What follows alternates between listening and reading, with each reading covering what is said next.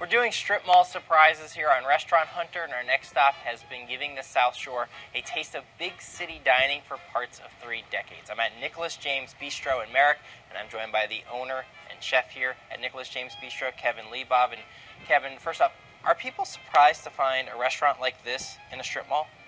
Yeah, I think when they pull in the parking lot and they see, it looks kind of like a small little corner place, and when they walk in, they're pretty amazed. It's a bright restaurant. It's airy. You got the white tablecloths, and it's a bistro doing nice refined dishes, different types of cuisines as well. A nice mix of things, something for every appetite. Like for instance, you have an Asian influenced tuna dish. Right.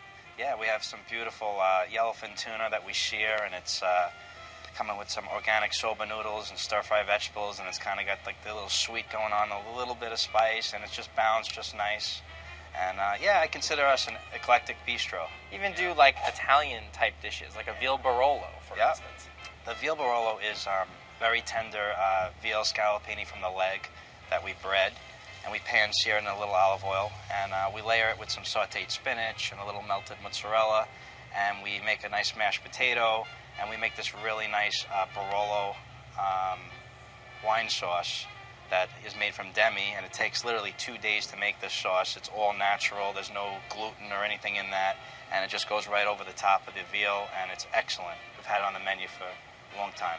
And of course, a lot of people, when they think bistros, they think steak frites. Right. You do that as well, but you don't use the typical New York strip steak. You use a little bit different cut. You use a hanger steak. Yeah, we use a hanger steak. I love hanger steak, by the way. Hanger steak is great. It's got a nice, rich flavor, and we actually marinate it. We have like a special marinade that we do. You got to marinate hanger steak, right? Yeah. And it's one of those cuts that chefs have. They call that was like the chef's secret cut for so many years. Now it's kind of become in vogue.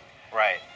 Yeah, it's definitely a signature way that we do it here, and we have a real special marinade that we use. I don't really want to tell you my secret. No, you can't tell the secret. I can't tell you, but it's great. You have to try it.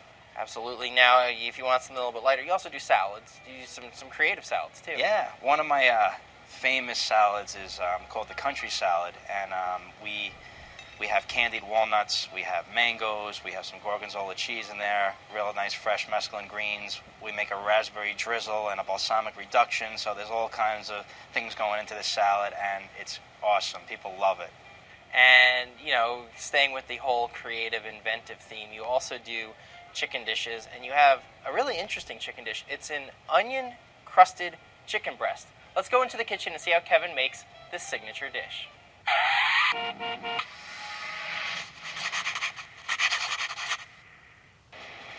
All right, the first step we're going to do is we're going to make some nice onion rings. I'm going to use a little bit of a seasoned flour, but I have about a cup or so of flour here, and I'm going to season this with a little chili powder.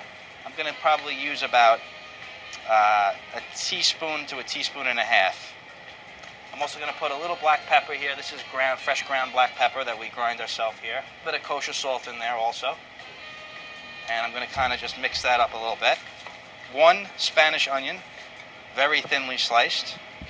And what I'm going to do is I'm going to just kind of drop that into the flour here. And you just want to coat the onions completely with the flour. So you have these nicely floured, seasoned onion rings here that we're going to fry up. A minute and a half, something like that. Just get a little bit of color on them, make them a little crispy. I'm going to just season this a little bit more with a little bit of kosher salt, just a tiny bit, and a little bit more fresh ground pepper. We're going to put in a food processor the onion rings that we just made. Okay, along with a little bit less breadcrumbs. And we're going to turn on the food processor. And we're going to pulse it a little bit. Okay, we have some really nice chicken cutlets here that are cleaned up. We have 2 chicken cutlets with a little kosher salt, just a little bit, and again, a little bit of fresh pepper. I have here some Dijon mustard. And I don't want to overpower it, but I want to put a little bit of Dijon mustard on there. Just a little light coating, like you're spreading some jelly on bread. And we have that nice onion ring mix that we just made. I'm going to put that on top. Okay, I'm going to put this in the oven now. The oven is 375 degrees. We're going to put it in for about 15 minutes. As I put the sweet potatoes down, I put them in the center of the plate. We just make little wedges out of them. I like to put the vegetables on top. So, kind of just go right on top.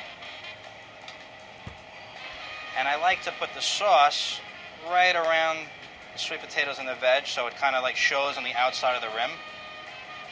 The last, onion chicken. Kind of. Hi, I'm Kevin Lebov, the executive chef and owner of NJBistro in Merrick. Thank you for letting me show you this signature dish. I'll tell you what, this is or was a mountain of a dish. Talk about a portion. You can share this with somebody, and if you like onion rings, this is a great chicken dish for you. Great job to NJBistro here in Merrick.